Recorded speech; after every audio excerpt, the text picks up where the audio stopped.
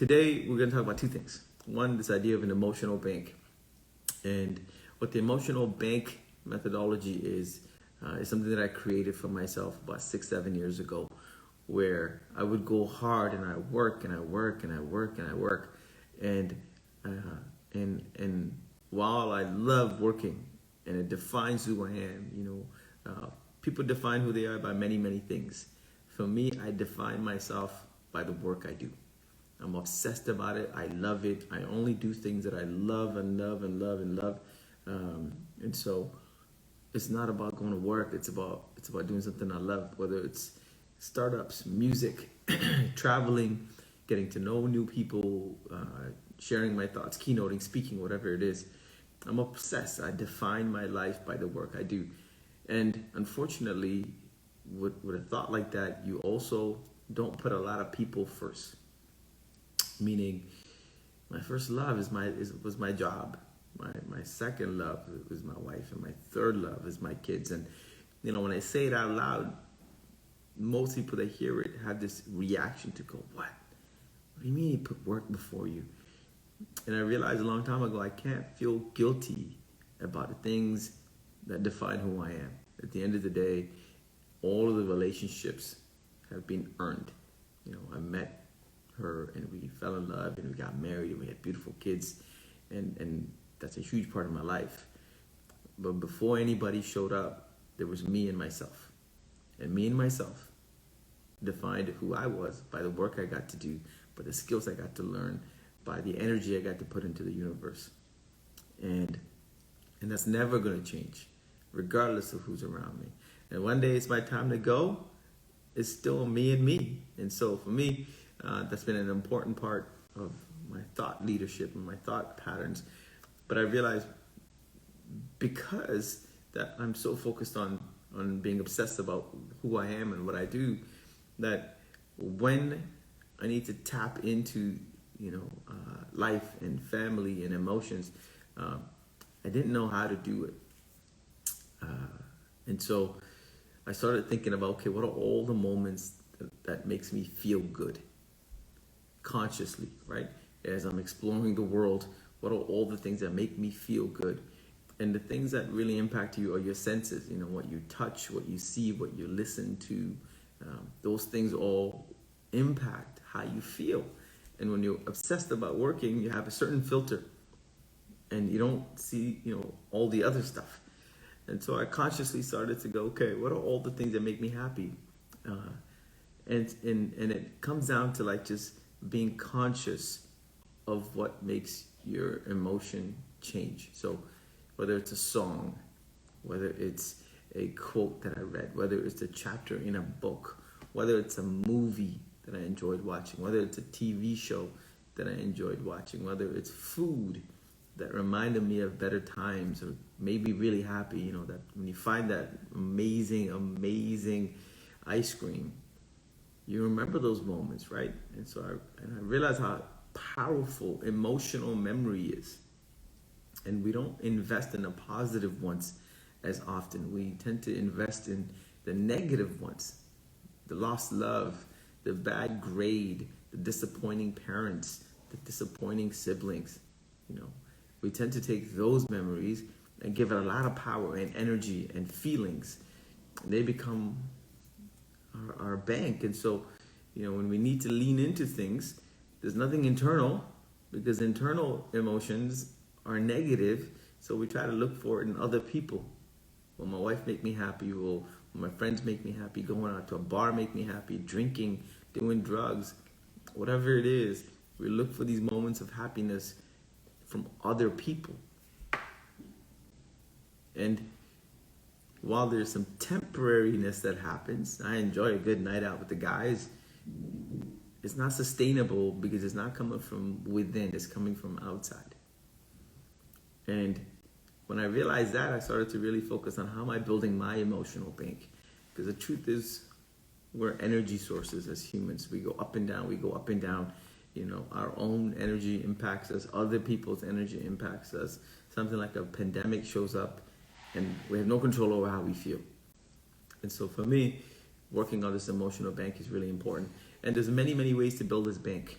You know, I never not have my phone on me. And so I'm constantly recording content that is in my phone. If I'm scrolling somebody's Facebook feed or Instagram feed and I see a quote or a picture or a comment that really resonates with me, I take a screenshot.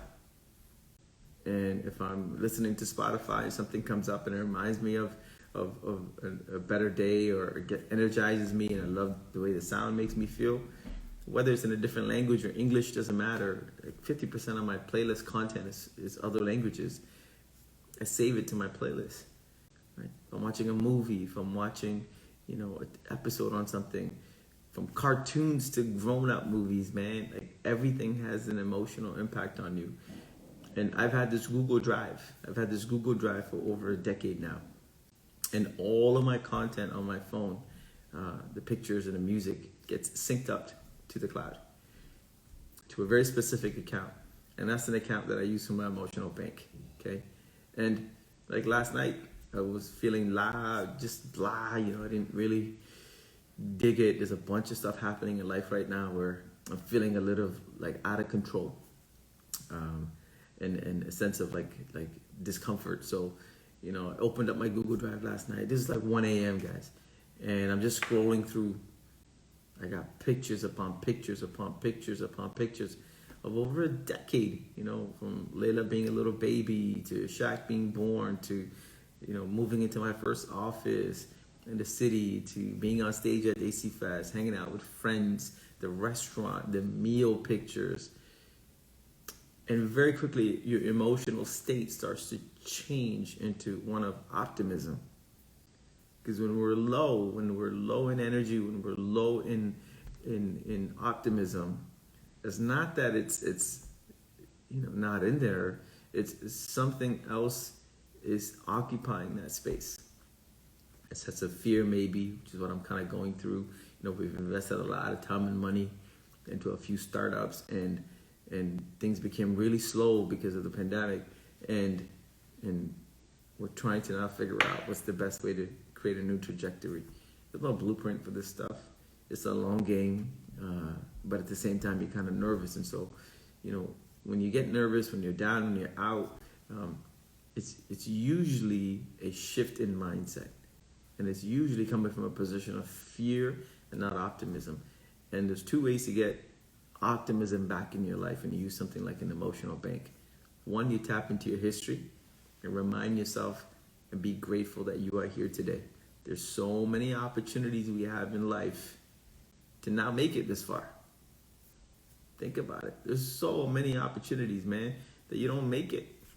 And you did. You're here now.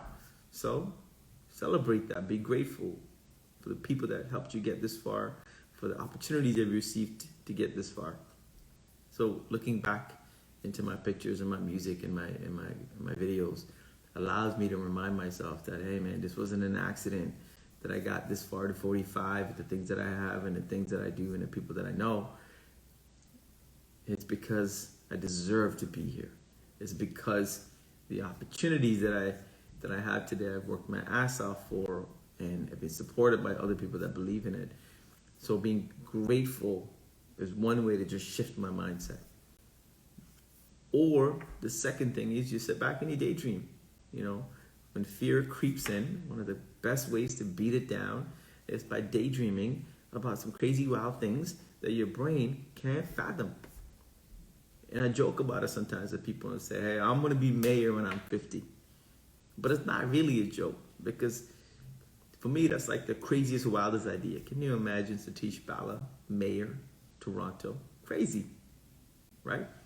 But it's so crazy that when I think about it and I dream about it and I try to think about what my office would look like and who would work with me and how can I go and shape the country, it's such a big, huge, heavy, crazy idea that the parts of me that are scared or are playing small can't keep up. The idea is too big. They fall into place because the idea is so big and scary. They can't convince me that I can't do it.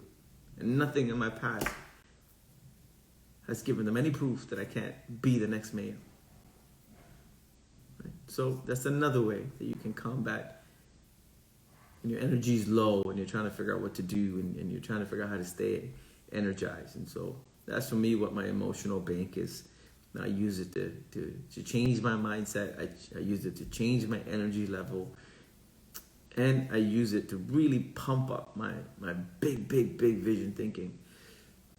You know, I remember starting 2018, after I sold the company, thinking, man, I want to be traveling and I want to be able to speak and I wanted to be able to share my love of life and business.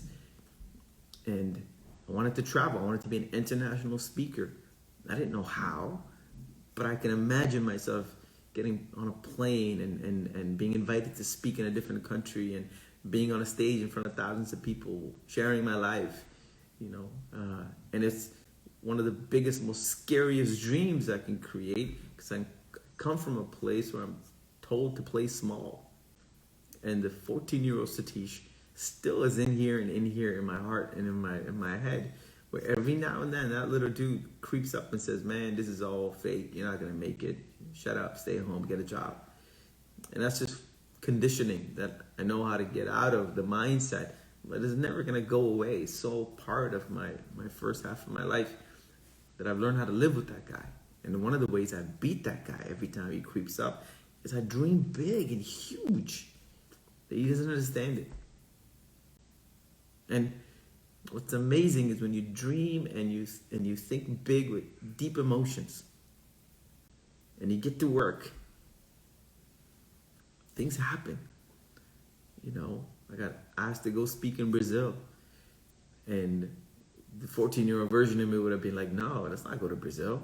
What are we going to go to Brazil for? We're going to speak in front of a bunch of folks that don't know who you are. You're not that big. You haven't done anything in life, and you're not a published author, and you're not a multi-millionaire, and you're just a brown kid from Scarborough, and all this noise. And then I was like, nah, I'm just going to do it. I thought about it. I told myself I want to be an international speaker and share my love of music and business and life with others. And then it's manifested. And whether it's a room full of 20 people or 100 people, whether they understand English or not, I have to now get on that plane because I wanted to do this. And if it never happens again, it still happened once. And that's all that matters. And so I did it. I got on a plane. I went to Brazil, my very first time speaking at an international conference. There was about 400 people there. And it was one of the best experiences of my life. And not only was it one of the best experiences of my life, it allowed me to really live that moment. And the minute it became real, more opportunities came. I was lucky enough to travel across Brazil speaking. I did a 4-city tour once, okay? A 4-city tour. It was incredible. And I remember sitting in the car, traveling from one city to another for my next gig, and I had a great team chauffeuring me around and making sure I'm protected, I'm safe, and etc. And I was like, man, this is really happening. This is really happening. There are people waking up in the morning in a foreign country, excited to hear me speak at their school, at their conference, at their event. And I'm going to anchor these moments. So I took a ton of pictures in Brazil, right? And anytime I feel like professionally I'm not at my best, or the dream of turning Schoolio into the best online homeschooling program for parents, or turning Daisy Fest into an international artist development program, the fear creeps in. I go and look at myself and I said, well, here's me standing in Sao Paulo about to get on stage and speak to a bunch of people. If that could happen, why can't I do the rest? And that for me is what the emotional bank is. It's a way to curate amazing moments in your own life, captured through video, pictures, movies, traveling, food, and then documenting it in an easy to accessible way. There's a lot of ways people can do it. I use Google Drive because my phone is constantly connected. All my devices are connected. And so as soon as I take a piece of content, I can upload it and boom, it's in the cloud. And I can access it anywhere in the world, wherever I am, right? Some people use platforms like Facebook to curate their own life. Some people use Pinterest. Some people use, Facebook. Some people, whatever you want to choose, it doesn't matter. The point is, you have to consciously start thinking about your emotional bank. Invest in depositing positive emotional feelings into your emotional bank as often as possible. And I'm confident you can find at least one moment to deposit into your emotional bank every single day. That's a minimum of 365 pieces of content that you get to put into your emotional bank every single day. And trust me, when you tap into it, when you look back at it, it is the best way to appreciate that you got this far in life. A life where there is no guarantees at all for anybody. The rich and the poor, we get the same one-day guarantee. You go to bed, you hope you get up. It doesn't matter. And so, emotional bank is a super important process of what makes me who I am. And I hope you're inspired to start your bank today and start to capture those moments that allow you to build this bank so that when you get into moments of low, lack of focus, don't have clarity, and need a bit of that pump me up, start with your bank, dive into it, relive the moments that made you happy. And using that as a fuel, dream huge and big. Make it so big and audacious that somebody says, are you crazy? You have the guts to think you're gonna be the mayor? That's when it's scary and audacious.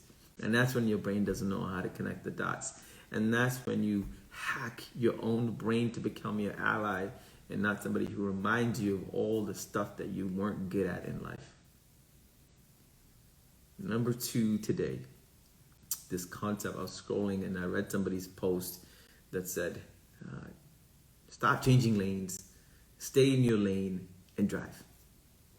I found it funny, because when we're driving, we're never going to stick in one lane. If you truly took that analogy and you said, let's break it down for what it is, you're not going to start on the right-hand side of the road and on your way to work or friend's house or traveling, stay in one lane the entire time. You're not going to do that. What we're going to try to do is find the best, safest, and a bit of aggressive way to get to your destination. We're going to look for pockets in traffic that allows you to get a little bit more aggressive and still be cautious enough to know when to fall back and stay in the lane. But it's impossible for us to pick a lane, pick a speed, and just drive. Yes, you'll get to your destination. Okay, we will all get to our destination. But sometimes playing too safe, staying in the same lane, doesn't give you a new perspective. It doesn't allow you to get the thrill of going a little bit faster than you're comfortable of going. It doesn't get you to test what the car is able to do for you. Put that pedal to the metal, And so the way I look at it, using the same analogy and as a food for thought for you guys, is worry less about changing lanes. Get really clear about where you're going. More importantly, be really clear and why you're going there. And when those two things are clear in your head, then find the most fun, most exciting, most challenging, most rewarding way to get there. And knowing that going fast is as important as stopping to take a break at the gas station.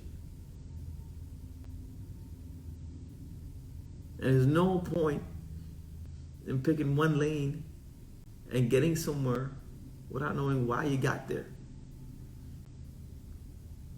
And there's some beautiful lessons you learn in life when you press that gas and feel a little bit out of control, tiny bit, the adrenaline pumps up. And when adrenaline pumps, your eyes and your pupil light up and you absorb more of the world because you're in a heightened sense of acceptance. And a lot of us don't experience that because we live just in that comfort zone where it feels good. You know what's going down. You know the route. You know the bus you're gonna take every single day.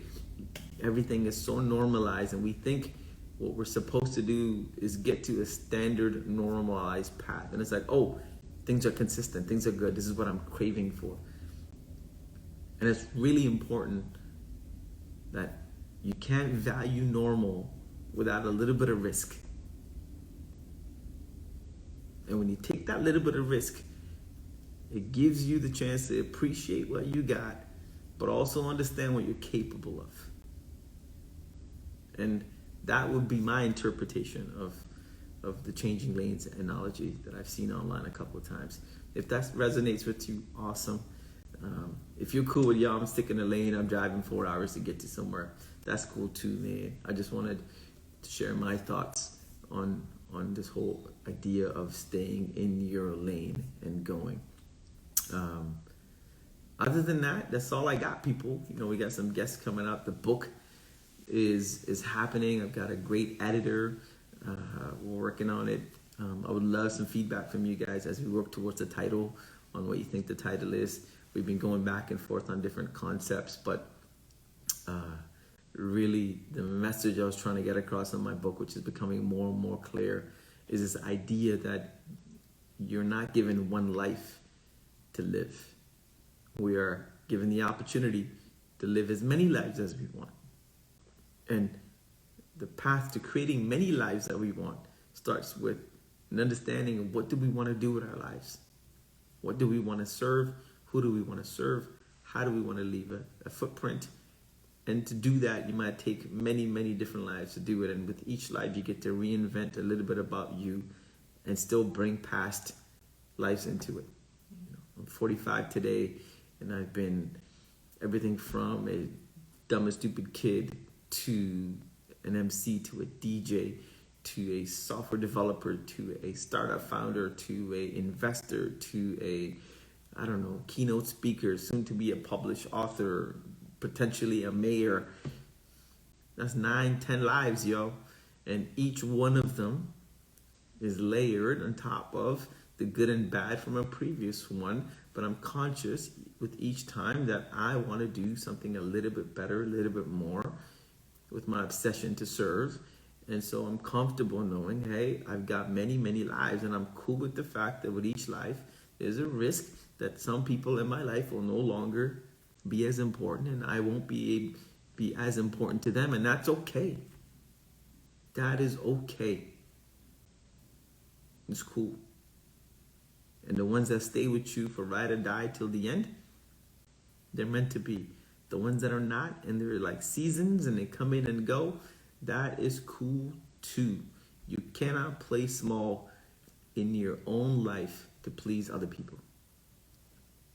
That's it.